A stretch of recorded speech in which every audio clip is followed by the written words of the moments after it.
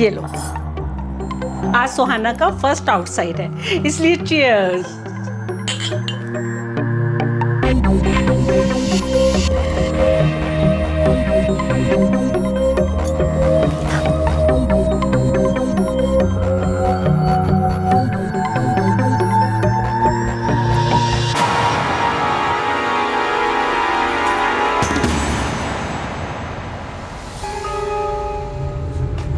चले? कहाँ? तुम्हारे साथ। और कहाँ मेरी जान? पर नूरी दीदी, मैं वसंत सेठ के यहाँ 4 बार अकेली जा चुकी हूँ। मुस्कान, तुम्हें यहाँ 1 साल हो गया, लेकिन सुहाना तो अभी थोड़े टाइम पहले यहाँ आई है। अगर इसका हाथ छूट गया और ये भटक गई तो? नूरी दीदी, मुझे रास्ता मालूम है। मुन्ना जाएगा, तुम दोनों अंदर सेठ लोगों के साथ बैठना, ये बाहर बैठकर अपने मोबाइल पर टूं टूं करेगा, फिर तुम दोनों को लेकर यहाँ आ जाएगा अपने घर। पर नूरी दीदी, मुन्ना जाएगा। मुन्ना, टैक्सी लेकर आ। हाँ।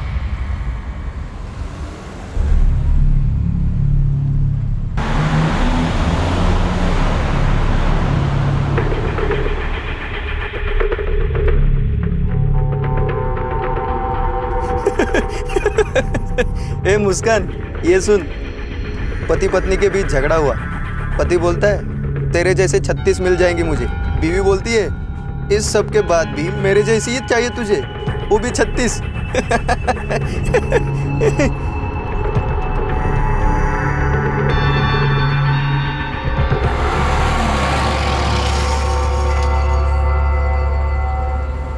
जाओ रानियो, वसंत भाई को जन्नत की सैर कराओ। और तू भी कहीं सैर करा जाकर राजकुमार मुन्ना। जन्नत में ट्रैफिक लग सकता है, देरी हो सकती है। देर हो जाए, अंधेरा हो जाए, सुबह हो जाए या फिर रात हो जाए, मैं इधर से हिलने वाला नहीं। क्यों रे, तुझे मेरे पे भरोसा नहीं है? देख मेरी जान, अपने लाइन में भरोसा एक जानलेवा बीमारी है। जिसने भी किया ना, समझ ले वो तो गया। चलो उतरो। कुछ बोलो ना, चलते रहो। होटल के पीछे से दूसरा रास्ता है। दीदी, আমাকে ভয় লাগতাছে। मुन्ना को अगर पता चल गया तो? पता तो उसे चलना ही है, लेकिन अब तू सोच ले, तुझे जिंदगी भर नूरी दीदी के साथ मर के रहना है या बबलू के साथ खुल के जीना है अपने गांव में?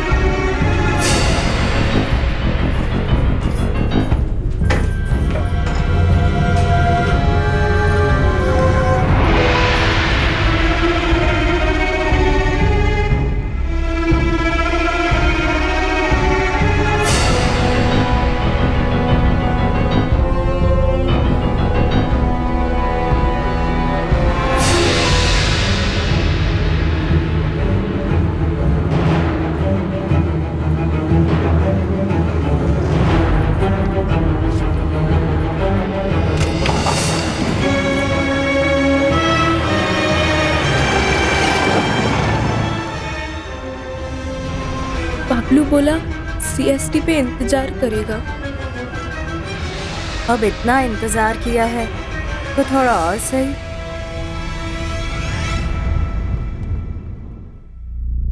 फ्लैश ट्रेड के चंगुल से निकलना अजगर के पेट से निकलने जैसा होता है, शायद उससे भी मुश्किल। जो ये 2 लड़कियां सुहाना और मुस्कान कोशिश कर रही थी, उन्हें भरोसा था कि उनका साथी बबलू उन्हें इस नर्क से आजाद कर वापस अपने घर ले जाएगा। उसी दौरान मुंबई के एक दूसरे हिस्से में एक आदमी अपने टूटे हुए रिश्ते को दोबारा जोड़ने की कोशिश में था। वो उस औरत का भरोसा दोबारा जीतना चाहता था जिसके साथ उसने धोखा किया था, और भरोसा एक जानलेवा बीमारी है।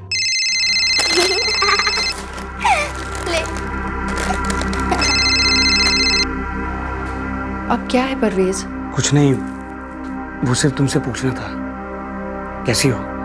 ये तुम ऑलरेडी 2 बार पूछ चुके हो, और मैं तुम्हें बता चुकी हूँ कि मैं हमेशा अच्छी ही होती हूँ। लेकिन मैं तुम्हारे बिना अच्छा नहीं हूँ नज़्मा। मैंने तुम्हें छोड़कर बहुत बड़ी गलती की है। मैं फिर से शुरू करना चाहता हूँ। तुम्हें क्या लगता है मैं कोई मशीन हूँ जो वापस शुरू हो जाऊंगी? अगर तुमने किसी और से मोहब्बत की होती तो मैं फिर भी समझती, लेकिन अय्याशी और मेरे बीच तुमने अय्याशी को चुना। लेकिन प्यार तो हमेशा तुम्ही से किया है मैंने। तुम मेरे नफरत के भी लायक नहीं हो परवेज, और मुझे आजमाना बंद करो। तुम्हारा फोन उठाती हूँ, ये मेरी शराफत है, कमजोरी नहीं, समझे? अरे मेरी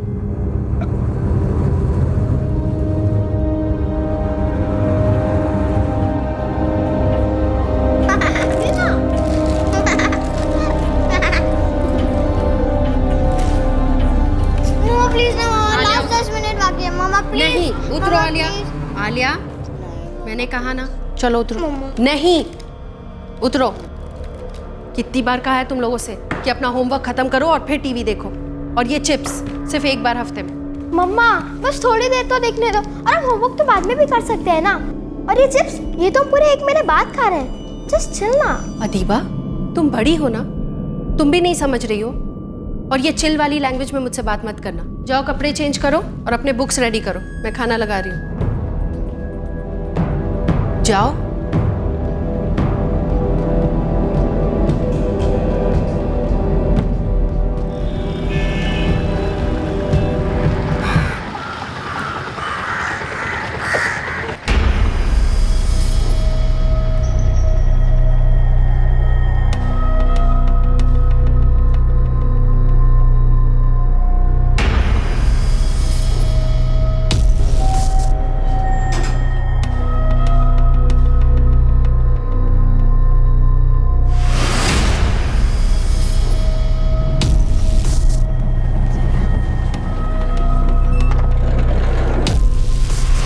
अरे आलिया रुक, आलिया रुक, अपने पकड़ के तुझे रुक।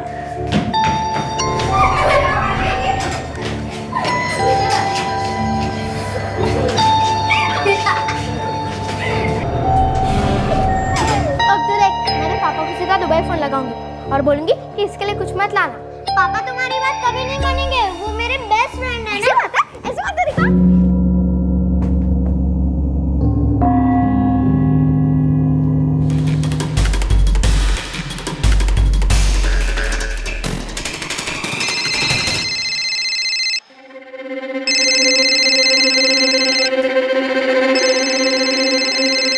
नजमा,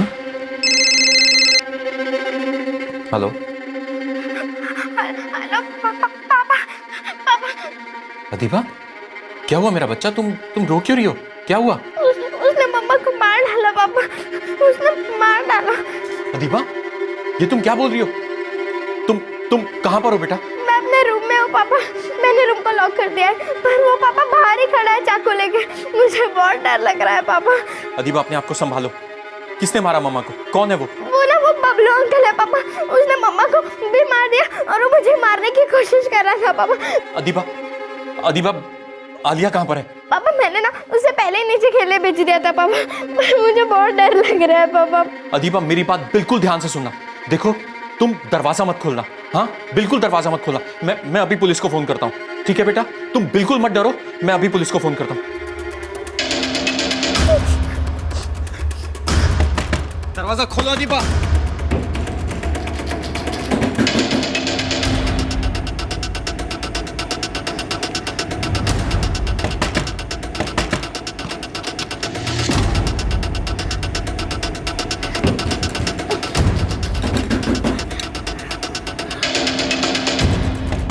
दरवाजा खोलो अदीबा।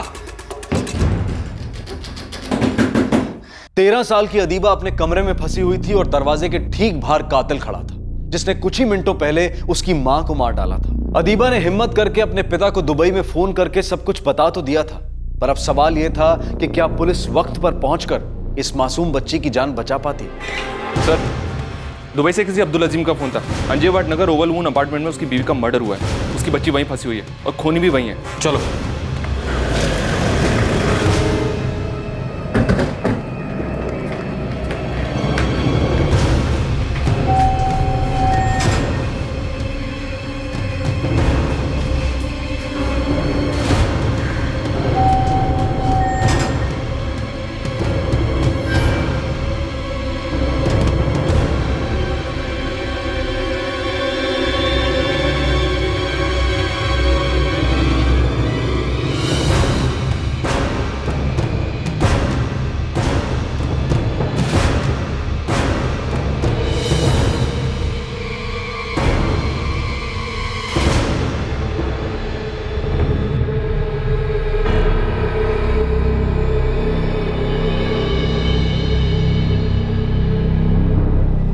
बोला था बच्ची फंसी है। एक और बेडरूम है सर। चलो।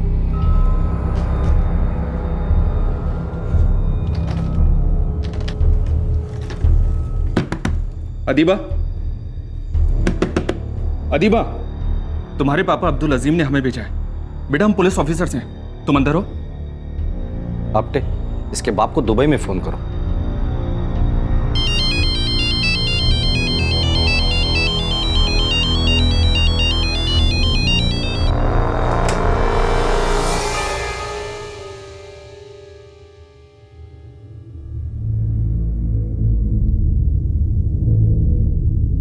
बेटा डरो नहीं, कोई तुम्हें कुछ नहीं करेगा। हाँ, जाओ आंटी के पास जाओ। आओ बेटा।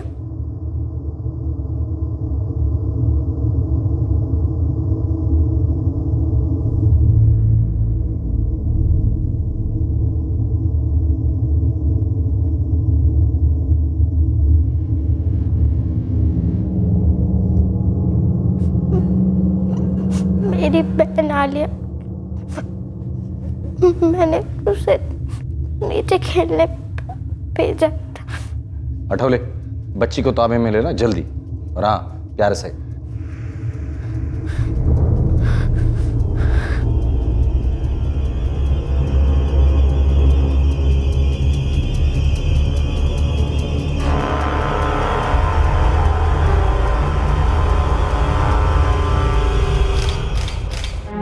पापा,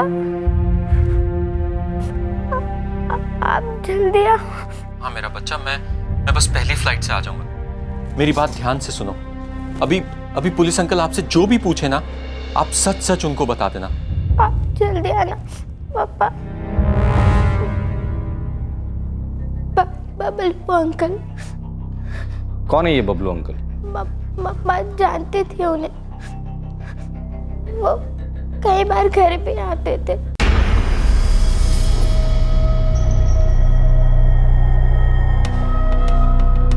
अच्छा बबलू, तू नाखेद में हंसुख भाई को जानता है ना? हाँ वही ना, वो पीली बिल्डिंग 16वां माला। करेक्ट।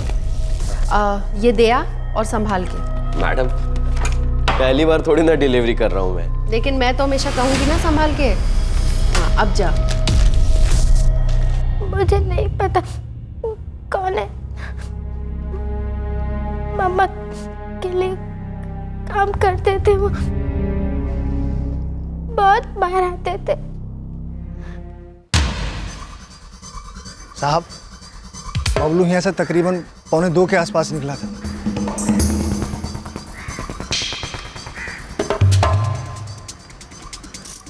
ये आदमी नजमा मैडम के साथ कई बार उनके घर पहले भी आया था, इसलिए हम उसका एंट्री नहीं किया।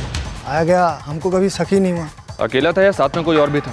अकेला था साहब, ऑटो में आया था, ऑटो यहाँ बाहर खड़ा किया था और वापस फिर उसी ऑटो में चला गया था। ऑटो का नंबर याद है? नहीं साहब। कितने बजे आया था? 1 कुछ मिनट हो गया होगा, उसके बाद आया। ये बबलू है कौन?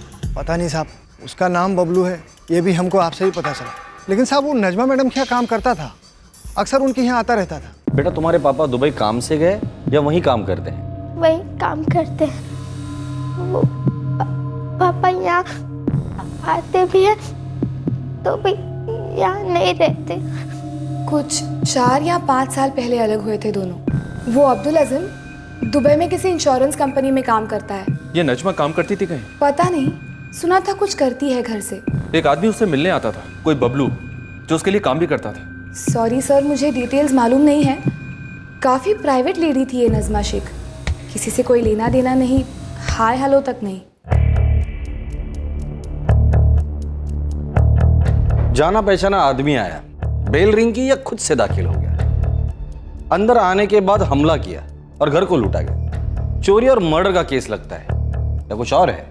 सर नेबर बता रही थी कि नजमा जी किसी के साथ कोई कांटेक्ट नहीं रखती थी। लेकिन बेटी तो बोल रही थी कि वो बबलू को अच्छी तरह से जानती है, उसकी माँ के लिए काम करता था वो। नहीं, मुझे छोड़ो मम्मा। नजमा शेख की अम्मी मुंबई में ही रहती है, उनको इन्फॉर्म कर दिया है, वो बच्चों को ले जाएंगे। बबलू को जल्द से जल्द अरेस्ट करना है। कौन है, क्या है, क्यों किया ये मर्डर? सर बिल्डिंग में सीसीटीवी है, बबलू का फुटेज मिल जाएगा। 2 बच्चों की मां नजमा शेख के हत्यारे बबलू की आइडेंटिफिकेशन हो चुकी थी। अब इस इन्वेस्टिगेशन का मुख्य मुद्दा था कि क्या यह केस सिर्फ रॉबरी और मर्डर वाला केस था या इस हत्या का कोई और ही कारण था?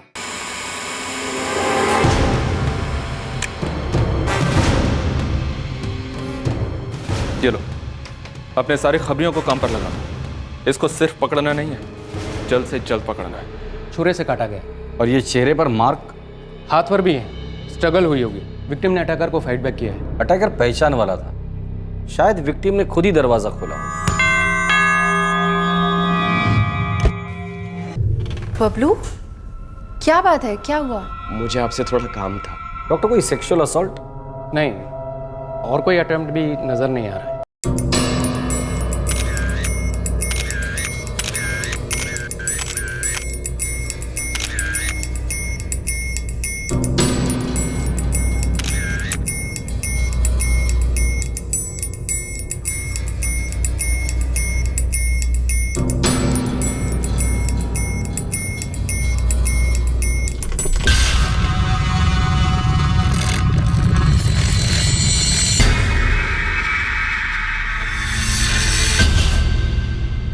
साहब, टोनी। कुछ ढंग की खबर दे टोनी। साहब, ये बबलू रिक्शा चलाता था। असली नाम है कार्तिक यादव। कार्तिक यादव? और कुछ पता चला? ये बबलू नाइट शिफ्ट में ऑटो चलाता था और दिन में इसका बाप। लेकिन गए 1 महीने से ये बबलू धंधा नहीं कर रहा है सर। एड्रेस? यही अपने जिंगलोई नगर में रहता है।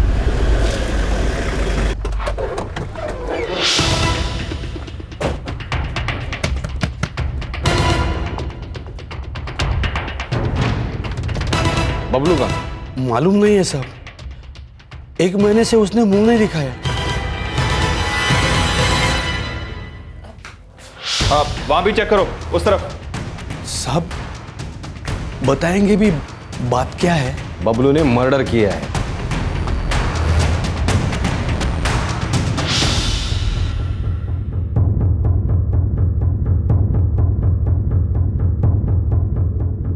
बचपन से वो गलत संगत में था।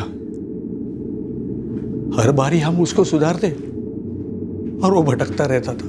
इसलिए तंग आकर मैंने उसको घर से ही बाहर निकाल दिया था। इस वक्त कहाँ है वो? पता नहीं साहब, लेकिन किसका खून किया है उसने? नजमा शेख का। नजमा शेख, जो अंजेवाड़ वेस्ट में रहती है।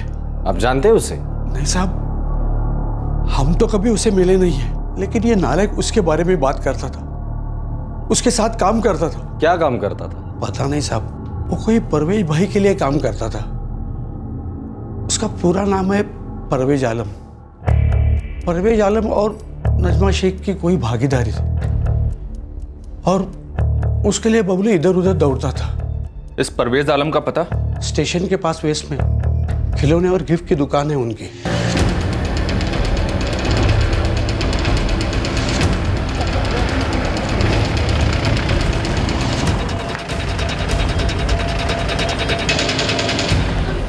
सर, परवेज भाई ने 2 साल पहले दुकान मुझे बेच दी थी। अब ये परवेज करता क्या है? सर, मालूम नहीं मुझे। कॉन्टैक्ट नंबर, एड्रेस, जो भी है तेरे पास, सब दे। हेलो, परवेज आलम? हाँ बोल रहा हूँ। कौन? अंजेवाड़ पुलिस स्टेशन आ जाना अभी। जी पहुंच रहा हूँ। चौका नहीं, कोई सवाल नहीं, सीधा ओके बोल दिया। हमारा फोन एक्सपेक्ट कर रहा होगा सर। शायद इसको पता है कि नजमा शेख का मर्डर हो गया है। शायद इसे और भी कई चीजें पता है आपने।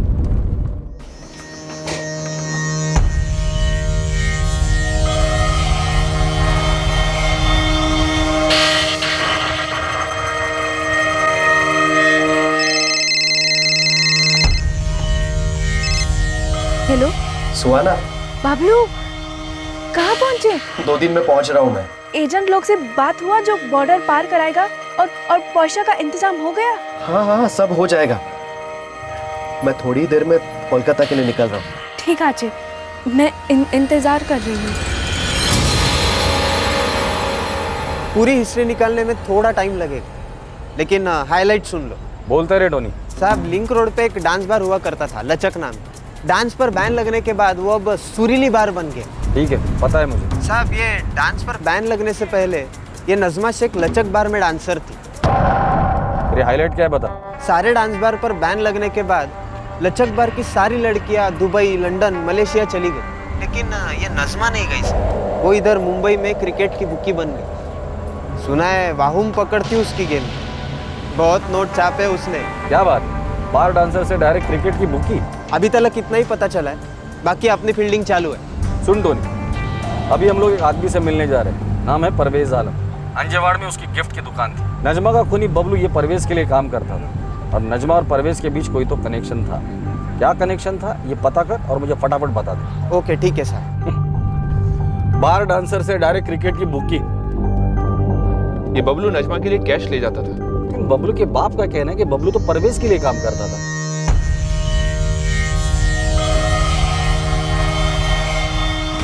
सर, परवेज आलम। सर, मेरा एक वर्कर नजमा जी के बिल्डिंग के पास से गुजर रहा था। वो वहाँ के वॉचमैन को जानता है। उसी वॉचमैन ने उसको बताया कि बबलू ने मर्डर कर दिया। ये बबलू तुम्हारे लिए काम करता था? जी। और ये नजमा जी के लिए भी काम करता था? हाँ। और तुम दोनों साथ साथ काम करते थे, तुम और नजमा शेख? हम साथ थे। साथ थे का मतलब? बिजनेस में पार्टनरशिप थी हमारी, मेरे गिफ्ट आर्टिकल शॉप में। ये आप दोनों की पार्टनरशिप शुरू कब हुई? नजमा जी के तलाक के पहले या? उनके तलाक के बाद में। वो मेरी गिफ्ट आर्टिकल शॉप पर आया करती थी। मम्मा, मुझे यही चाहिए। क्या? ये देखो।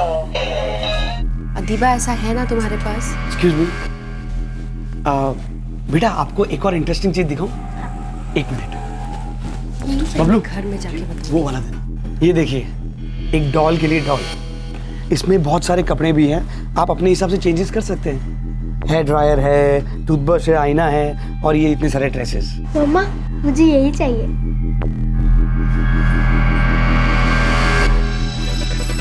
बबलू, पैक कर दे इसे। Thank you. वो मेरी रेगुलर कस्टमर बन गई। फिर उन्हीं से पता चला कि उन्हें भी एक गिफ्ट आर्टिकल शॉप खोलनी है। वो मुझसे सलाह मशवरा करने आती थी, तो मैंने उनको आइडिया दी कि आप मेरी शॉप में पार्टनर क्यों नहीं बन जाती। फिर हम पार्टनर बन गए।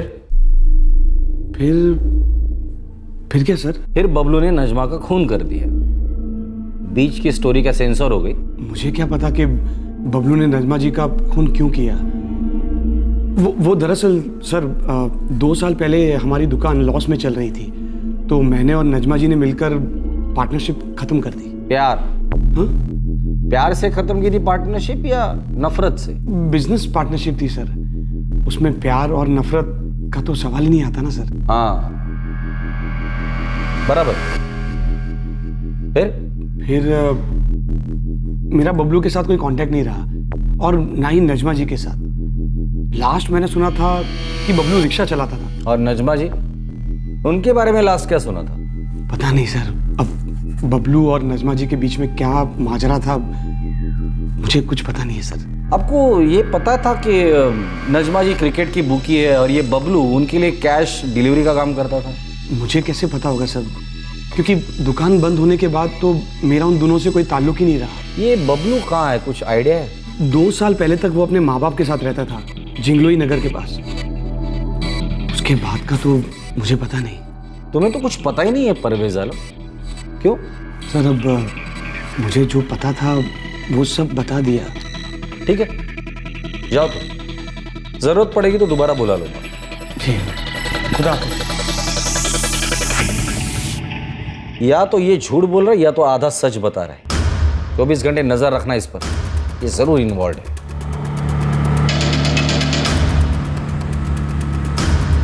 आपको ये पता था कि नजमा जी क्रिकेट की बुकी है, प्यार से खत्म हुई पार्टनरशिप या नफरत से?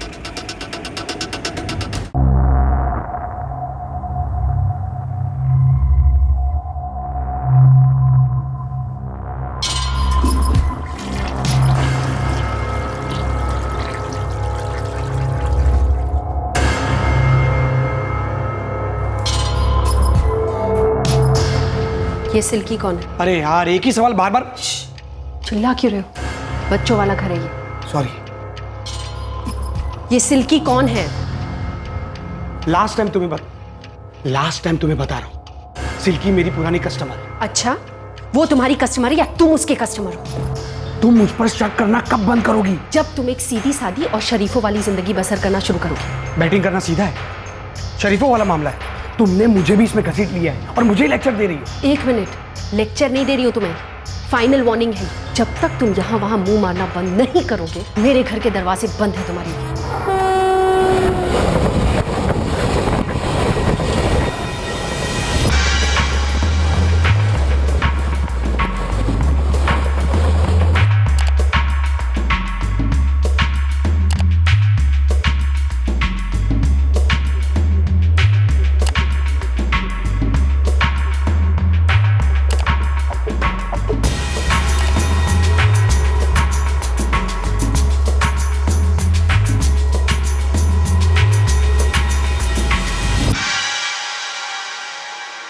ऐसा क्या था जो परवेज छुपाने की कोशिश कर रहा था? क्या वो अपने आप को बचाने की कोशिश कर रहा था? क्या वो बबलू को बचाने की कोशिश कर रहा था? या फिर इस हत्या के पीछे कोई तीसरा ही मकसद था जो अभी तक सामने नहीं आया था? कल की फ्लाइट है, आप बिल्कुल फिक्र ना करें अम्मी जान। हाँ बेटा अब्दुल, जल्दी आ जाना। पुलिस से नज़मा की बॉडी लेनी है, उसे दफनाना है।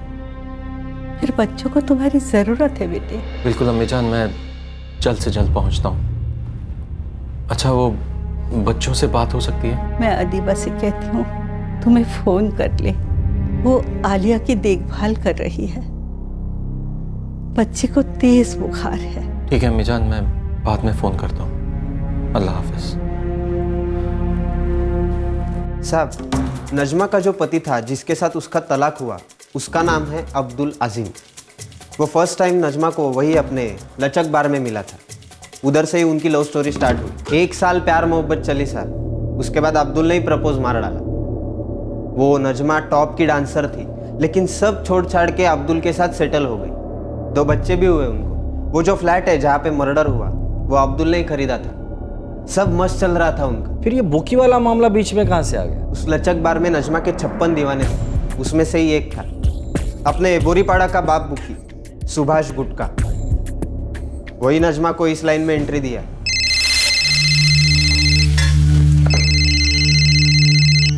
हेलो जी सुभाष जी, आदाब। इतने सालों बाद कैसे याद किया मुझे? और बाहर छोड़ दिया क्या नजमा? तू तो हमको भूल ही गई। अरे नहीं सुभाष जी, मैंने वो लाइन ही छोड़ दी है। बस शादी हो गई है मेरी, 2 बच्चे हैं, फुल सेटल्ड हूँ। खुश है ना तू? बहुत खुश हूँ, बस सब मालिक की दुआ है। अगर चाहे तो और भी खुश हो सकती है। मैं कुछ समझी नहीं सुभाष जी। देख नजमा, तू तो जानती है इस लाइन का मैं पुराना खिलाड़ी हूँ और इस वक्त मुझे एक पार्टनर की जरूरत है। चल एक काम करते हैं, 10 टके देता हूँ तेरे को। आप भी ना सुभाष जी, घूम फिर कर मैं ही मिली आपको। हाँ सॉरी, मैं नहीं कर सकती। अरे क्या नहीं कर सकती नजमा? देख मेरी बात सुन, अपनी लाइन में सबसे बड़ा बैट किस पे लगता है? भरोसे पे लगता है, और सबसे ज्यादा भरोसा मुझे तुझ पे है। अरे सालों से जानता हूँ मैं तुझे नजमा। देख, बेस्ट ऑफर दे रहा हूँ, बिना सोचे ले ले। मैं समझती हूँ सुभाष जी, लेकिन रिस्क भी तो होता है इन सब चीजों में। अरे क्या रिस्क की बातें करती है नजमा तू?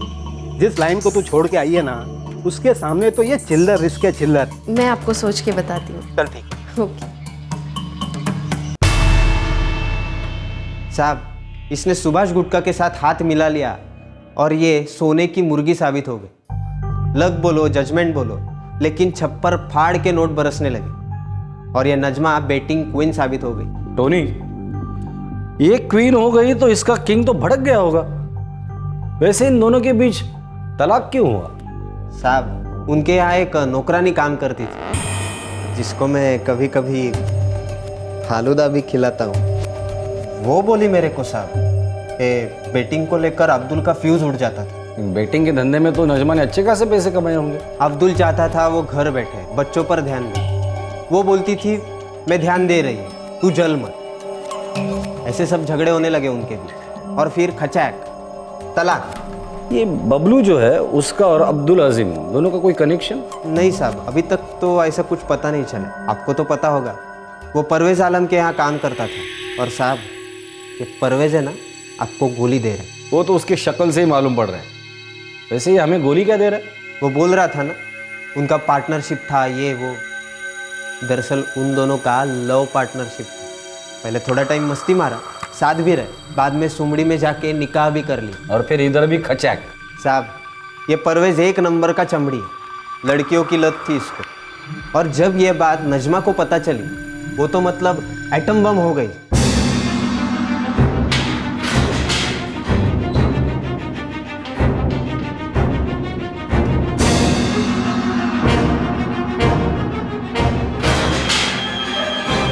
सर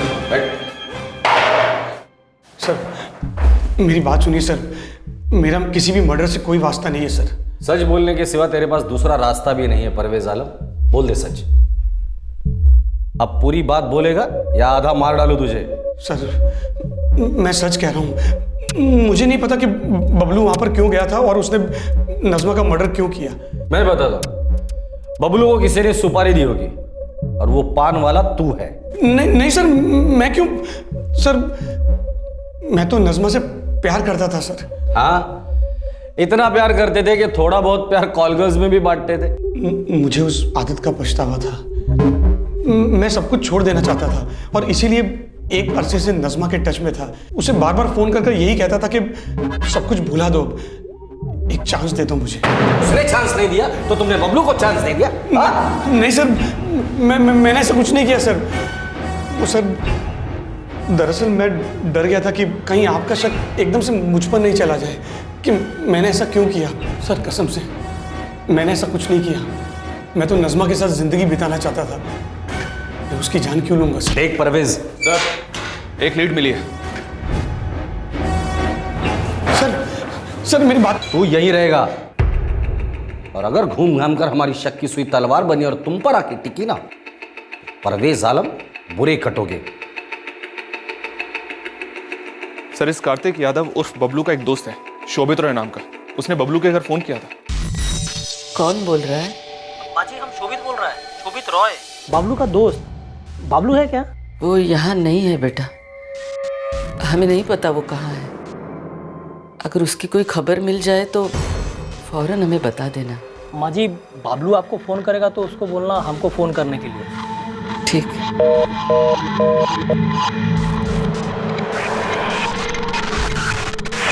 पुलिस को बता देते हैं कि शोभित रॉय का बबलू के लिए फोन आया था। बबलू के पिता ने तुरंत फोन किया मुझे। चलो देर से सही दुरुस्त तो आए। काश हर क्रिमिनल के घर वाले ऐसा ही सोचते। इस शोभित रॉय का एड्रेस भी मिल गया सर, यही है रेलवे स्टेशन के पास। ये रॉय जरूर इस बबलू के बारे में जानता होगा, उठा कर लाओ उसे। बबलू का दोस्त है सर, कुछ नहीं किया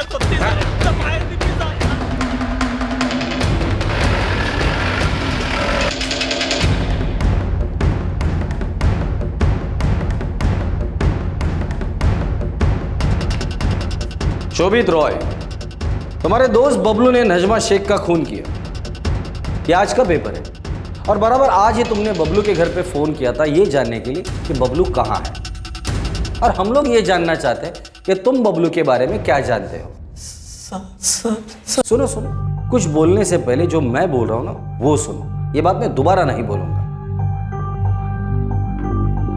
अगर तुमने मुझे ये कहा कि तुम बबलू के बारे में कुछ नहीं जानते तो उसे मैं झूठ समझूंगा, फिर तुम्हारा कीमा बनेगा। बावर्ची हो, कीमा समझते हो ना? फिर सच बोलने के लिए तुम मुझसे भीख मांगोगे और मैं भीख दूंगा नहीं, क्योंकि तब तक मुझे सच कहीं और से पता चल ही जाए, फिर तुम मेरे किसी काम के नहीं रहोगे। कीमा बासी हो जाएगा और कीमा जब बासी होता है तो उसे कचरे के डिब्बे में फेंक देते हैं। इसलिए जो भी बोलना है सोच समझ कर बोलना, समझे? बोलो। सर हमको नहीं मालूम था कि बाबलू मर्डर का प्लान बनाएगा सर। लेकिन सर सच, रॉय सिर्फ सच बोलना। लेकिन सर हमको उसका दूसरा प्लान के बारे में मालूम था सर। क्या था उसका दूसरा प्लान? दूसरा प्लान क्या था? ये दूसरा प्लान, और क्या इस प्लान में परवेज और अब्दुल आजिम शामिल थे? क्या इस प्लान में नजमा शेख भी शामिल थी? कार्तिक यादव उर्फ बबलू के इस दूसरे प्लान ने इन्वेस्टिगेशन का दूसरा मोर्चा खोला। सर मेरा दोस्त बाबलू परवेज भाई का चेला था। मजा आ गया उस दिन, है ना? कैसा मुन्ना?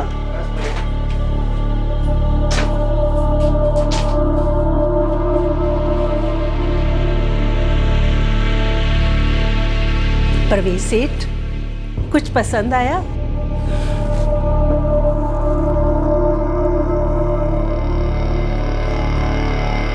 रंबा, सेठ को लेकर जाओ। अरे हाँ नूरी भाई, मेरे बबलू को भूखा मत रखना।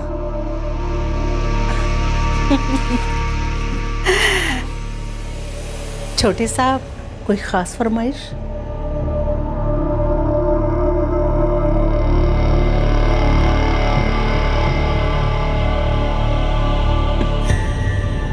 मुस्कान, सेठ को लेकर जाओ।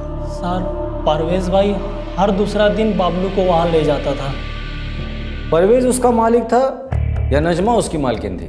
सर तनख्वाह तो परवेज भाई देता था, लेकिन परवेज भाई जब बोलता तो बाबलू नाजमा मैडम का भी काम करता था।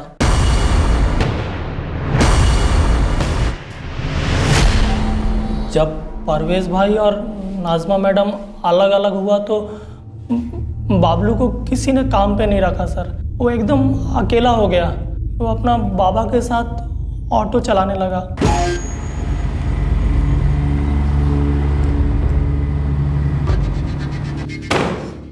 चल अब ये बता, बबलू ने नजमा का खून क्यों किया? सर माहिर दिब्बी सर, हमको नहीं मालूम सर। सोचती क्या बबलू और नजमा के बीच कुछ चक्कर था? सर बाबलू कभी कुछ ऐसा बोला नहीं, लेकिन उसका लव हो गया था सुहाना से। ये सुहाना कौन है? सर बाबलू अब बिना परवेज भाई के भी कोठा पे जाने लगा था। उसको लत लग गया था, और ये लड़की सुहाना वहाँ नया नया आया था। वहीं बाबलू को उससे लाभ हो गया सर। नहीं, मैं तुम्हारे साथ नहीं भाग सकती। मैं किसी के साथ नहीं भाग सकती। सुहाना, मैं तुझसे शादी करूंगा। हम नई जिंदगी शुरू करेंगे। ना, ये लोग मुझे ढूंढ लेंगे, मार डालेंगे मुझे। देखो, वो तुम्हें नहीं ढूंढ पाएंगे। ढूंढ लेंगे। मैं यहाँ की नहीं हूँ, बांग्लादेश से हूँ। बांग्लादेश? तो तुम यहाँ कैसे आ गई? उधर एजेंट बोला कि यहाँ पे बम्बई में नौकरी देगा, कि यहाँ पे लेके आया और उन नूरी दीदी के पास बेच दिया।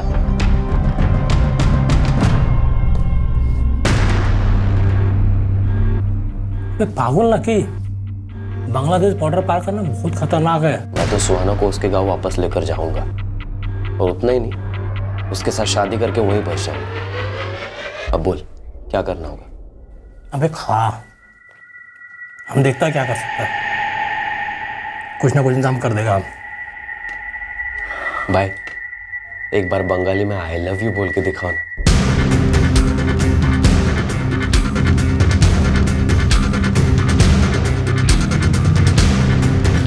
अब बोलो, क्यों बुलाया इतनी जल्दी जल्दी? सुहाना, तुम घर जा रही हो, बांग्लादेश। बांग्लादेश? वो मेरा दोस्त रॉय, वो बंगाली है, कोलकाता का। वो उन लोगों को जानता है जो हमें बॉर्डर पार कराएंगे, तुझे और मुझे। तुम भी? हाँ, तुमसे शादी करके तुम्हारे घर में मैं घर जमाई बन जाऊंगा। मैंने रॉय से बांग्ला सीखना भी शुरू कर दिया है। वो क्या आमी तुम्हारे बालों काशी।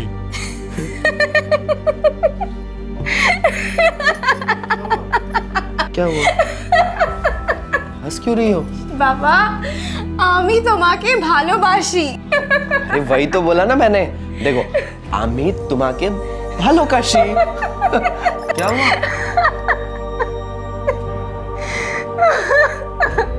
क्या हुआ सुहाना? ए सुहाना,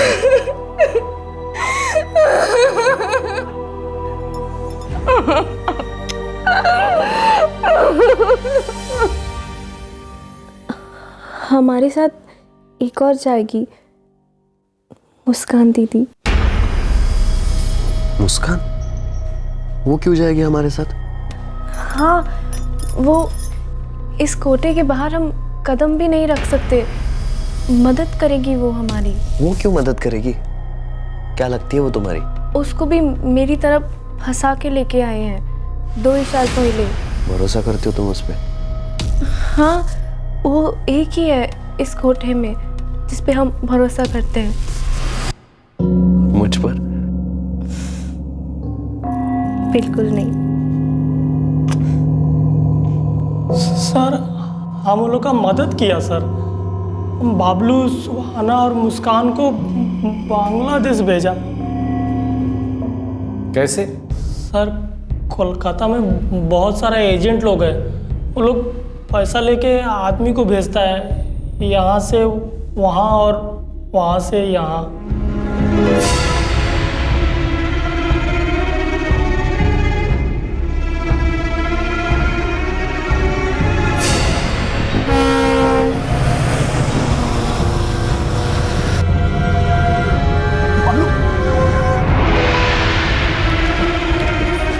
ये ले, कोलकाता पहुंचते ही इस आदमी को फ़ोन करना, उसको मेरा नाम बोलना, ठीक तो?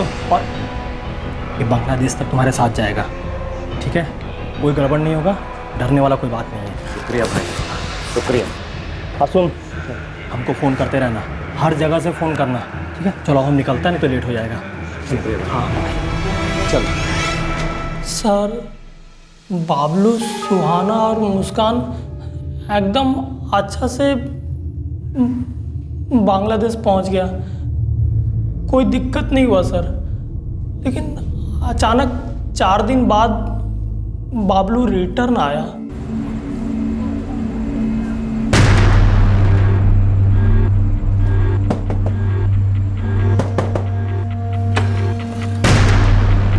अबे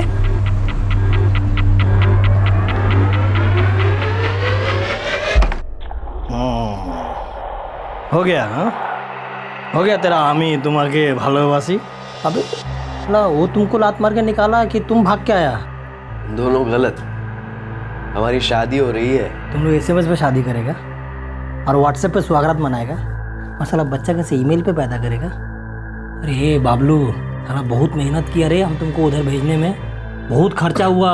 मुझे और पैसा चाहिए, उधर घर बसाने के लिए पैसा चाहिए मुझे। अरे उधर बसना था तो उधर ही कमाता ना भाई, इधर वापस क्यों आया?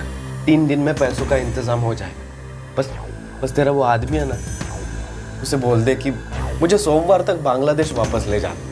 देख, पूरे पैसे मैं दे दूंगा, पूरे पैसे मैं दे दूंगा, बस उसे फोन करके बोल दे। भाई वो मेरा ससुर नहीं लगता है, तो मेरा तो शादी भी नहीं हुआ है। लेकिन मेरा तो हो रहा है ना भाई, शादी कर देना भाई, बस लास्ट बार एक हेल्प कर दे।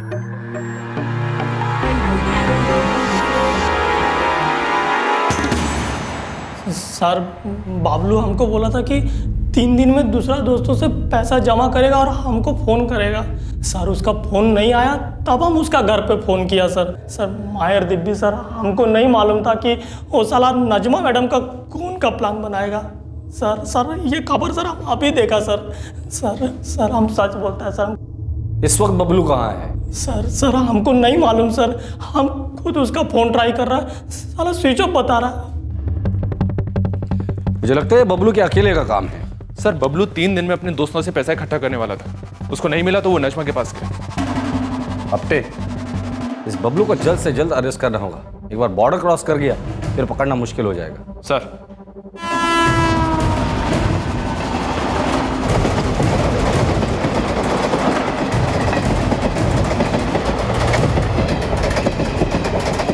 अब इस मर्डर केस के लगभग सभी पहलू सामने आ चुके थे। बबलू बड़ी तेजी से अपनी मंजिल की तरफ बढ़ रहा था। अगर वो बॉर्डर क्रॉस कर जाता है तो उसे ढूंढना, पकड़ना और वापस इंडिया लेकर आना बहुत ही मुश्किल और पेचीदा मामला बन जाएगा। पुलिस को यह केस तुरंत क्लोज करना था। अब पुलिस वक्त के साथ रेस में लग गई। सर, कल मुंबई से कोलकाता के लिए 4 ट्रेन रवाना हुई। एक है Mumbai CST Howrah mail via Nagpur, जो रात को 8:35 पर CST से निकली, और दूसरी है समरसता एक्सप्रेस, ये भी रात को 8:35 पर LTT से निकली। एक गीतांजलि है CST से। जी हाँ सर, और एक है शालीमार एक्सप्रेस, जो रात को 10 बजे निकली LTT से। ये सभी ट्रेन रात की है। बबलू ने कल दोपहर को खून किया, मतलब वो इन 4 में से किसी एक ट्रेन में जरूर होगा। सर, मुंबई से कोलकाता बाई रोड बहुत लंबा पड़ता है, और बाई एयर भी रिस्की होगा, क्योंकि बबलू ने इतने जेवर और कैश जो चुराया है। इन सभी ट्रेन को हावड़ा पहुंचने के लिए कम से कम 30 घंटे लगते हैं। बबलू ने कल दोपहर को खून किया है, और इनमें से किसी एक ट्रेन में अगर वो चढ़ा है तो कल सुबह के पहले वो नहीं पहुंच सकता, लेकिन हम पहुंच सकते हैं। सर, अगले 2 घंटे में मुंबई से कोलकाता के लिए कई फ्लाइट्स हैं। टिकट बुक कर दो। Kolkata police Howrah railway police को भी इन्फॉर्म कर दो, फोटोग्राफ भेज दो, केस पेपर मेल या फैक्स कर दो तुरंत। जी सर।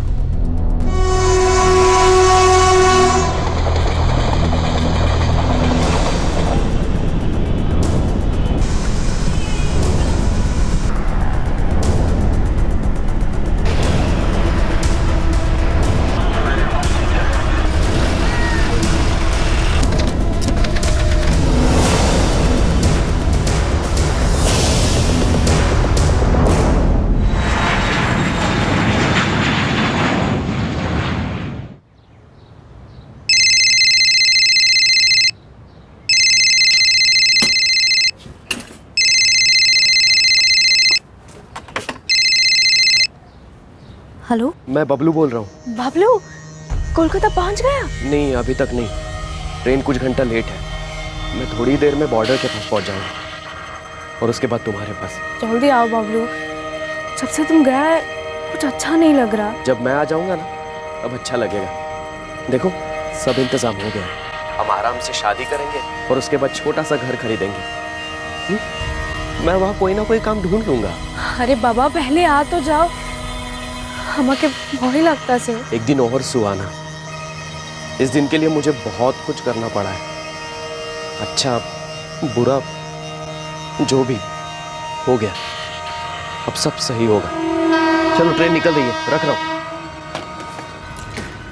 पुलिस का अनुमान बिल्कुल सही निकला था। बबलू वाकई ट्रेन में ही था और अगले दिन हावड़ा स्टेशन पहुंचने वाला था। लेकिन उन 4 ट्रेन में से बबलू कौन सी ट्रेन पर है ये कैसे पता चलता? पुलिस कहां उसके लिए घात लगा कर बैठती। लेकिन एक बात पुलिस जानती थी कि अगर बबलू हावड़ा स्टेशन के बाहर निकल गया तो उसके बाद उसे पकड़ना बहुत मुश्किल हो जाएगा और शायद नामुमकिन भी।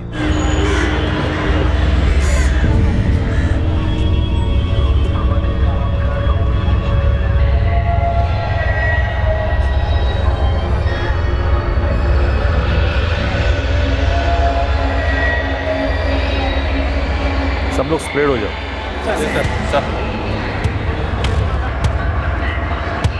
যাত্রীগণ কৃপা ধ্যান দিন, মুম্বাই থেকে আসছে গীতাঞ্জলি এক্সপ্রেস এই মুহূর্তে প্ল্যাটফর্ম নাম্বার 3-এ আসবে।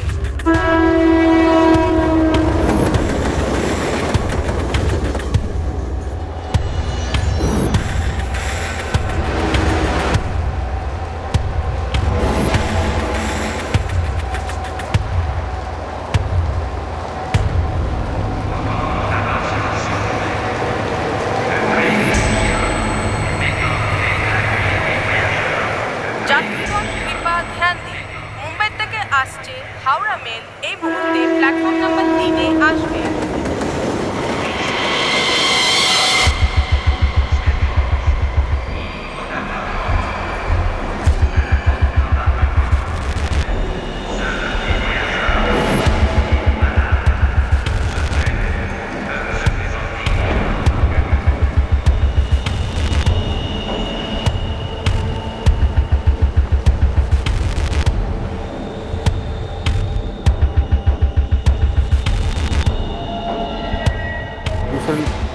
नहीं मिला सर।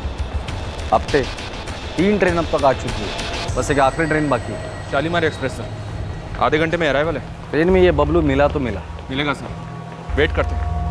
चलो।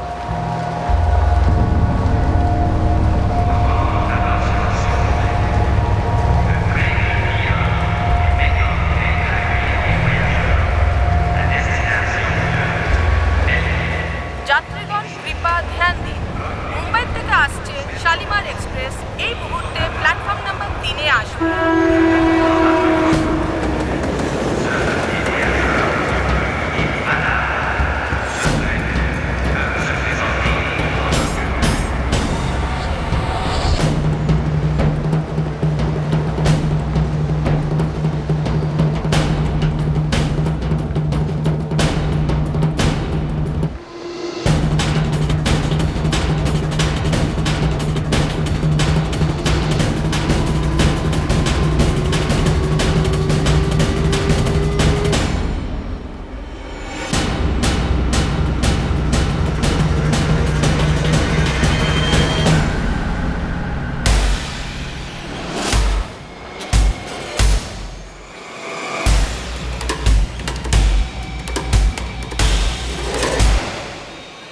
बबलू बॉर्डर क्रॉस करेगा? अरे साहब तेरा खेल खत्म, चल। साहब मैंने कुछ नहीं किया साहब। अरे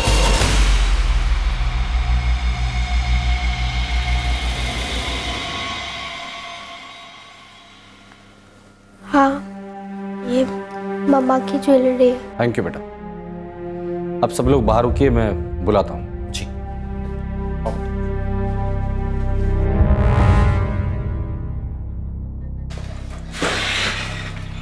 सर ड्रामा कर रहा है, कह रहा है कि उसने नजमा शेख को नहीं मारा। इस बबलू को याद दिलाना पड़ेगा कि 4 अगस्त को उसने क्या क्या किया था। चलो।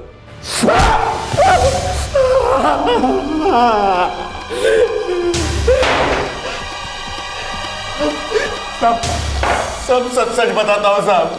सच ही बोलना, सच ही बोलना। मुझे सच सुनने की आदत है, लत है, समझा? चल बोल।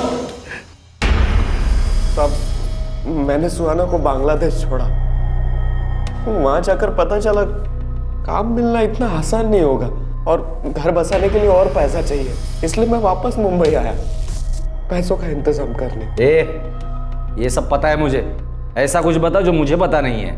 मैं जब मुंबई वापस आया तब मैंने अपने बाप से पैसे मांगे तो उन्होंने नहीं दिए साहब। फिर मैंने सोचा मैं 3 दिन दिन रात ऑटो चलाऊंगा, लेकिन उससे भी क्या मिलता साहब? उम्र कैद या फांसी तो नहीं मिलती।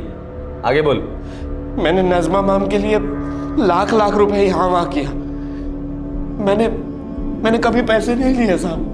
मैंने हमेशा अपना काम ईमानदारी से किया, लेकिन जब मैंने उनसे पैसे मांगे उसने मना कर दिया। तूने उसका खून कर दिया? बस हो गया साहब, वो गलती से हो गया।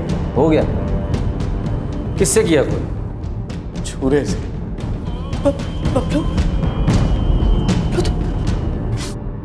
अचानक से मर्डर हो गया? जी साहब, बस हो गया साहब। मतलब छुरा नजमा के हाथ में होगा, उसने अचानक से तुम्हारे हाथ में देकर बोला होगा, ले भाई बबलू अचानक से मुझे मार डाल।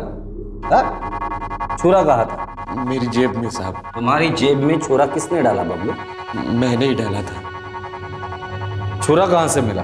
वो मेरा दोस्त रॉय है, वो बावर्ची है, उसके यहाँ से चुरा लिया साहब।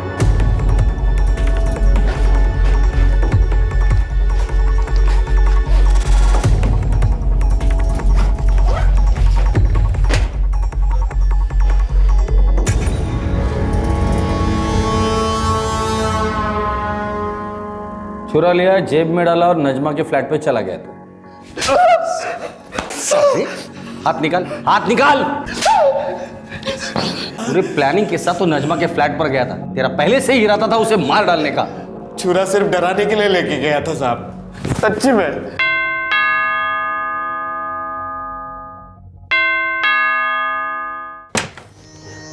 बबलू क्या बात है, क्या हुआ?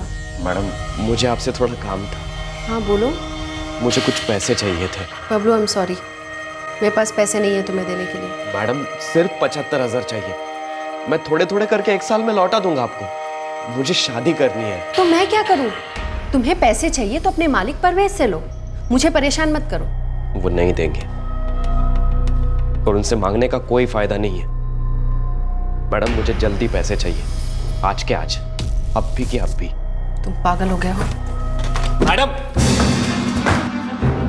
मैं आपको समझा रहा हूँ, मुझे पैसे चाहिए। क्या कर रहे हो बबलू? बबलू मैडम देखिए, मुझे अभी के अभी पैसे चाहिए। मैं आपको कब से पैसे मांग रहा हूँ, आप समझ क्यों नहीं रही हो?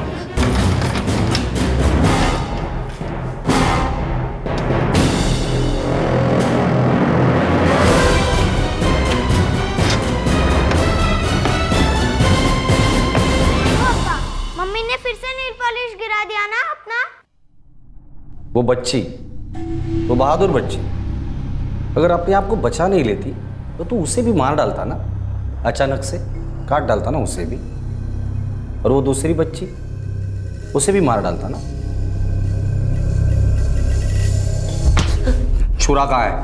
अब वो स्टेशन के पास एक कचरे का डिब्बा है, उसमें फेंक दिया। और अब तुझे फेंक देंगे जिंदगी के कचरे के डिब्बे में। तू सड़ेगा, गलेगा और खत्म हो जाएगा इन सलाखों के पीछे।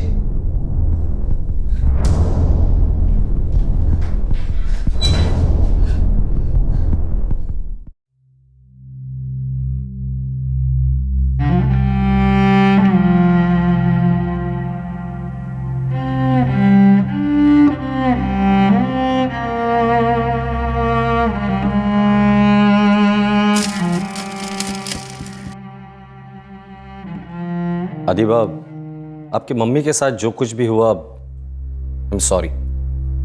ऐसा नहीं होना चाहिए था, पर आपने बहुत ही समझदारी का काम दिखाया, जिसके लिए हमें आप पर फख्र है, नाज है।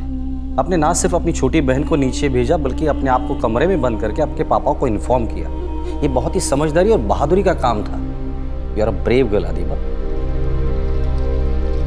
Thank you uncle. मैं अपने दोनों बच्चों को लेकर दुबई जा रहा हूँ इंस्पेक्टर। यहाँ पर ये अपनी मम्मा को मिस करेंगे। इन्हें इन खौफनाक यादों से बहुत दूर लेकर जाना है। शायद वक्त आपकी मदद करे। All the best mister Asif. Thank you inspector.